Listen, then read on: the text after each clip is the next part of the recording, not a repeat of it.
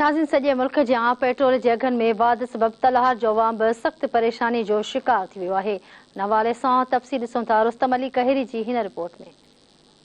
नाज़रीन, निगरान हुकूमत पारां हिन ॻाटी चोर महांगाई ऐं बिजली जे घरनि बिलनि जी तंग थियल अवाम मथां हिकु दफ़ो ॿीहर पेट्रोल ऐं डीज़ल जो बम किरायो वियो आहे, जंहिंखां पोइ हितां जा जेके चमची रक्षा हलाईंदड़ आहिनि ऐं टैक्सी ड्राइवरनि समेत पोरियत तबिको उहो तमामु सख़्तु परेशान नज़र अची रहियो आहे। अचो त असां अॼु इन मौक़े ते इन्हनि सां ॻाल्हि ॿोल कयूं त इहे असांखे वधीक अॼु छा था ॿुधाइनि। असां जेके रक्षन वारा या ट्रांसपोर्ट वारा इहे हाणे असां घर वञण जे लाइ तयारु कोन आहियूं। केॾांहुं वञूं? घर वञूं छा खणी वञूं? ना को रोज़गार असांखे मिले थो, ना को अहिड़ो सुठो किरायो मिले थो, ना को असांखे 5 रुपया बचत थिए थी।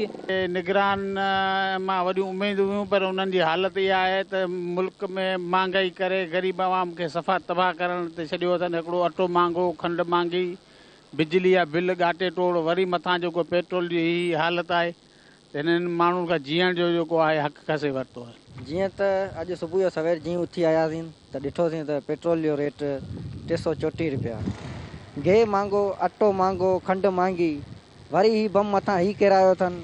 असां निगरान हुकूमत मां वॾियूं उमेदूं रखियूं हुयूं, पर हुननि बि इहो ई कमु कयो त माना ग़रीबनि खे हू न मारिजे त ईअं मारिजे, बुख में मारिजे।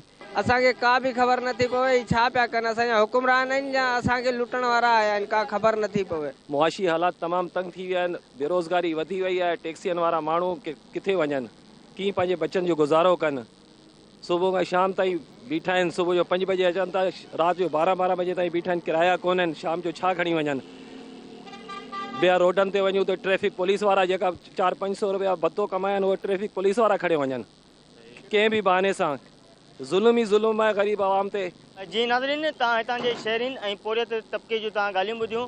इन्हनि इहो मुतालबो कयो आहे त फौरी तौर ते जेके पेट्रोल जा अघु वधाया विया आहिनि उहे वापसि वरिता वञनि ऐं महांगाई ते कुझु कंट्रोल कयो वञे त जीअं असां पंहिंजे बचनि खे 2 वेलनि जी मानी खाराए सघूं।